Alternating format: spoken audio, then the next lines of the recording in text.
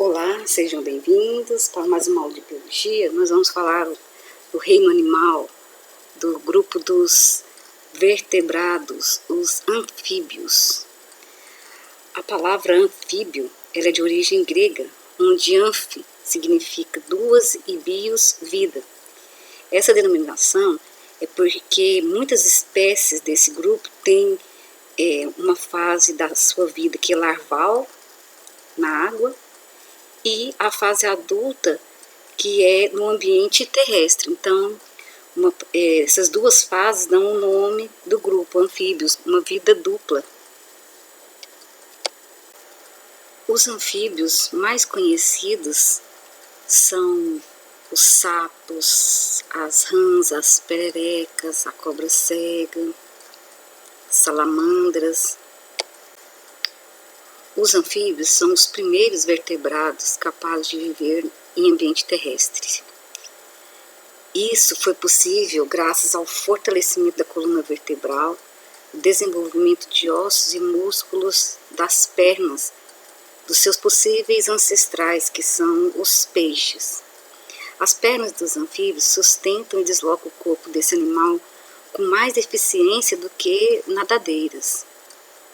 Uma característica dos anfíbios é que eles são ectotérmicos, ou seja, a temperatura do corpo deles varia de acordo com o ambiente, não é uma temperatura estável como o caso do ser humano, que é denominado endotérmico. Na fase larval, os anfíbios são denominados girinos e vivem na água, e eles respiram na água através das brânquias, porque as brânquias elas não são órgãos adequados para o meio terrestre. Aí, quando o indivíduo está adulto, ele vai respirar agora por pulmão e pela respiração cutânea, ou seja, através da pele, pois os anfíbios eles sofrem uma metamorfose, que nós vamos ver mais adiante, para a transformação de várias estruturas, aí, inclusive as estruturas respiratórias. E o pulmão desses animais, eles ficam protegidos contra a desidratação. Aqui nós temos imagens dos girinos, dos anfíbios. Outra imagem dos girinos aqui. Características gerais dos anfíbios adultos terrestres. Eles possuem uma narina que se comunica com a cavidade da boca, possuem o papo, que também é denominado também de saco vocal. Esse saco vocal ele é utilizado ali, como um amplificador de sons, que é muito utilizado pelos anfíbios para o acasalamento ou para algum alerta, algum aviso.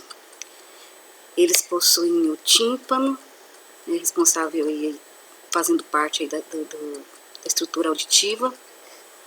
Eles possuem também uma pálpebra que protege os olhos. Possuem também as glândulas portadoras de venenos denominadas paratóides, e essas glândulas, elas são, esse veneno, esse animal utiliza para a defesa. Os anfíbios não inoculam veneno, então eles não são peçonhentos. Quando o predador vai comer, morder esses animais, aí aperta essa glândula de veneno e libera esse veneno aí.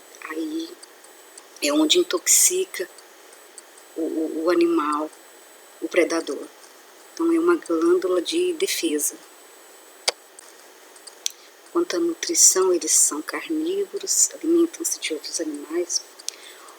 Os sapos, eles têm uma língua protátil, significa uma língua que se projeta para fora, e essa língua é viscosa, é uma língua muscular, e essa viscosidade é para aderir aos animais, principalmente insetos, que nessa língua desse animal. Aí o alimento é digerido e absorvido no tubo digestório. Esses animais possuem a cloaca, que é um orifício comum para postura de ovos, para liberação de fezes e urina.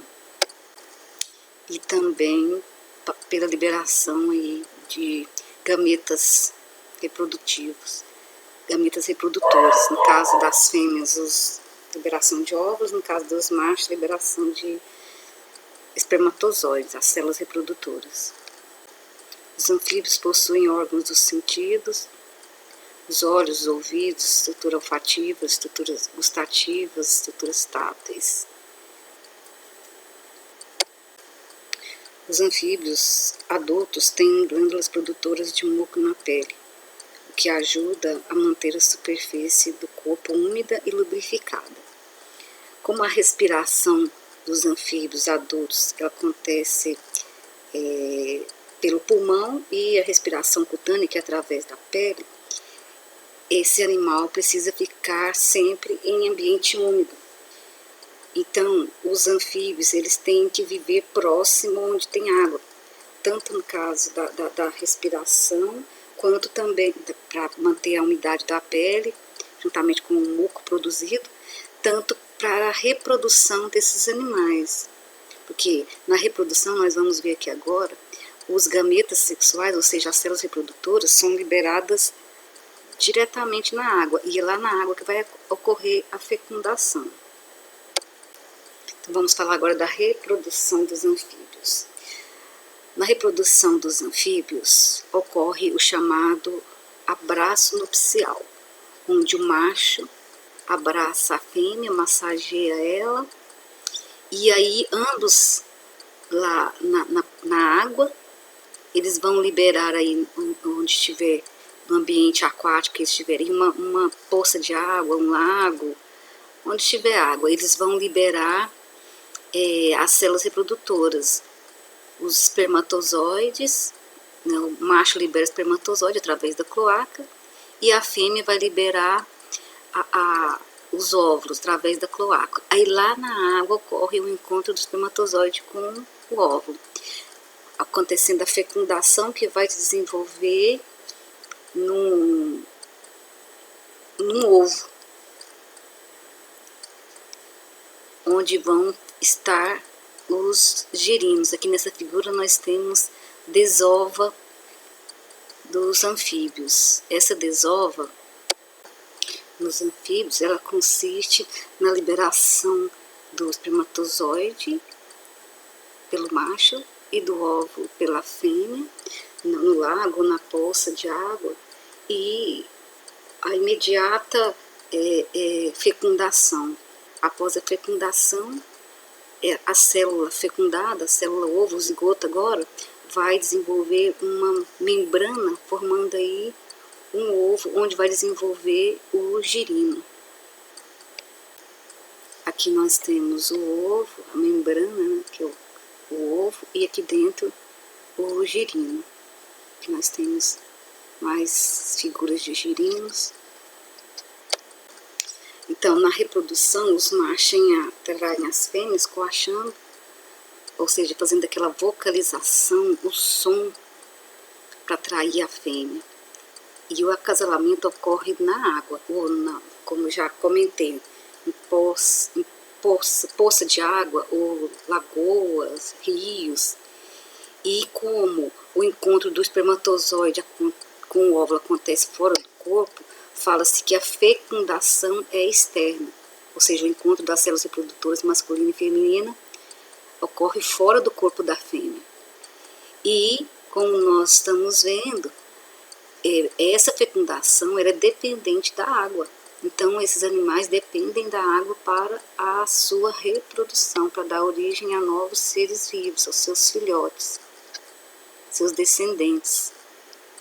Uma característica bem marcante dos anfíbios é a metamorfose. Nós chamamos também de desenvolvimento indireto. Então, vamos acompanhar aqui a metamorfose dos anfíbios. Na metamorfose dos anfíbios, o girino, que vai eclodir aqui do ovo, ele tem para respirar as brânquias, ele tem uma cauda e o girino não tem nenhuma pata, nenhuma perna. E durante o seu desenvolvimento, esse girino agora vai desenvolver as pernas, primeiro as pernas dianteiras, pernas traseiras, vai desenvolver o pulmão e vai ter essa cauda reabsorvida. No caso aqui dos sapos, das pererecas, das rãs.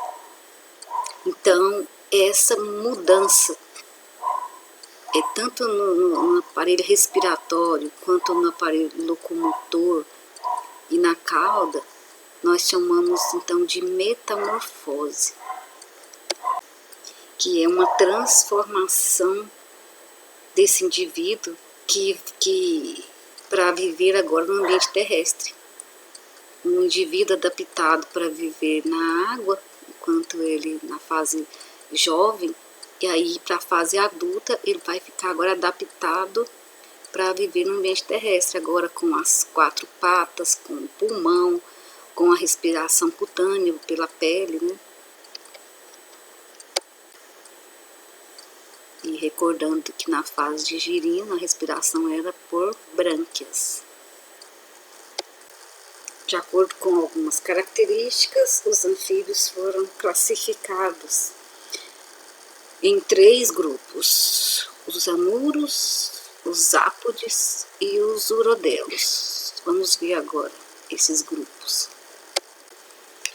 Os representantes mais comuns dos anuros são os sapos, as rãs e as pererecas. O nome anuro é a palavra anura de origem grega, onde an significa sem e ouro significa cauda. Então são animais que não possuem cauda. São eles, como eu comentei, os sapos, as rãs e as pererecas. As características dos anuros: eles possuem o corpo com cabeça e tronco fusionados, fundidos. Possuem 4 pernas, sendo as pernas traseiras mais longas e adaptadas para saltar. Eles não possuem cauda, daí o nome anuro. O desenvolvimento deles é indireto, nós vimos que é a metamorfose completa. As larvas desses animais são chamadas girinos e são aquáticas, vivem na água. E eles possuem sacos vocais para coachar, emitir o som, como nós já vimos lá para o acasalamento, sinais de aviso, de alerta. Aqui nessa imagem nós temos mais figuras de animais do grupo dos anuros. Uma característica que diferencia os sapos, as rãs e as pererecas, uma característica bem evidente, encontrada nos pés desses animais. Os pés dos sapos, eles têm os dedos individualizados, compridos, esse dedo mais comprido, os demais mais curtos. Agora, já os dedos das rãs possuem entre os dedos aqui essa pele chamada de membrana interdigitais entre os dedos, aqui no caso das rãs. Agora as pererecas possuem ventosas nas pontas dos dedos, também chamados de discos adesivos. Essa ventosa ela se adere à superfície, o que promove com que esse animal ele escale árvores, escale estruturas na vertical.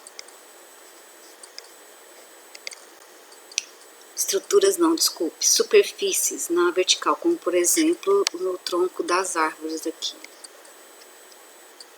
As pererecas Muitas pererecas são coloridas e muitas dessas pererecas coloridas, essa coloração indica que elas possuem veneno, que é tóxico. Por que muitas? Porque tem algumas pererecas que são coloridas também, mas não possuem esse veneno. Agora vamos falar do grupo dos urodelos, cujo principal representante aí são as salamandras. Essa salamandra chamada axolote é essa outra salamandra chamada Ambystoma tigrinum, que é só exemplos de salamandras. Tem inúmeras espécies de salamandras. A denominação urodelos nome de origem grego também, onde uro significa cauda e dela significa evidente, uma cauda evidente. Então esses animais possuem cauda, que, como eu já comentei, os principais representantes são as salamandras. As características dos urodelos: eles possuem corpo alongado, cauda e membros curtos. As espécies desse grupo são aquáticas e também tem espécies terrestres. O desenvolvimento desse grupo já tem desenvolvimento direto, é aquele quando o filhote nasce igual ao adulto, e espécies com desenvolvimento indireto, é aquele que passa pela metamorfose. Nesse grupo apresenta uma característica chamada pedomorfose. Significa que alguns indivíduos adultos do grupo dos urodelos, eles mantêm as características da fase larval como brânquias e cauda, como exemplo a axolote que nós vimos aqui anteriormente. Então, quando essa axolote está adulta, ela ainda permanece com as características de quando ela estava na fase larval. Isso é chamado de pedomorfose. Aqui nessa imagem nós temos a desova, as salamandras, olha aqui na mão de uma pessoa, os ovos da salamandra. Aqui mais alguns exemplos de salamandras. Aqui está o axolote que nós vimos naquela figura anterior. Agora nós vamos falar dos ápodos. Um exemplo mais comum aí é a cecília. As cecílias também são conhecidas como cobras cegas. Os ápodes também são chamados de gimnofiona. Gimnofiona é o nome de origem grego também, onde gimne significa nu e op significa serpente. Nesse grupo, como nós vimos, tem as cecílias, também chamadas de cobras cegas. Os animais desse grupo, eles possuem o corpo alongado, não possuem olhos ou possuem olhos pouco desenvolvidos, ou são totalmente cegos. A pele desses animais também é úmida e eles costumam viver enterrados ou em superfícies de solos úmidos. Então, aqui nessa imagem nós temos mais exemplos de ápodes ou gimnofionas. Então, nós falamos nos grupos aí, em geral, sobre o veneno de alguns anfíbios, como por exemplo nos sapos. Nós vimos a glândula paratoide, que ela é uma glândula de veneno, mas que não, esse animal não inocula o veneno, então ele não é chamado de peçonhento, ele é chamado de animal venenoso. Então só quando essa glândula é pressionada por uma mordida ou por um contato, a pressão é que vai ser liberado esse veneno. E como nós vimos também em alguns animais, como por exemplo as pererecas, uma coloração muito intensa, que significa que na pele desses animais aqui está presente o veneno também. E esses venenos, eles são defesa contra predadores. Mas além do veneno, como defesa também, esses animais possuem a camuflagem, que nós já sabemos que é a capacidade que esses animais têm de se confundir com o meio em que ele está. Por exemplo, aqui nós temos um animal em camuflagem, ele tá num ambiente, no caso numa folha, que as cores da folha são semelhantes às cores dele. Então, essa aqui é a estratégia desses animais, chamada de camuflagem.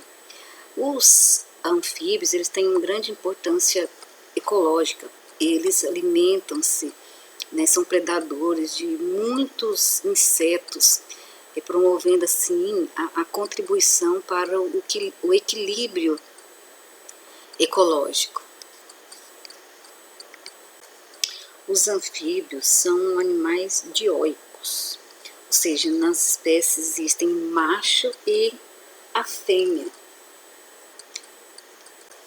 Essa foi nossa aula sobre os anfíbios. Até a próxima.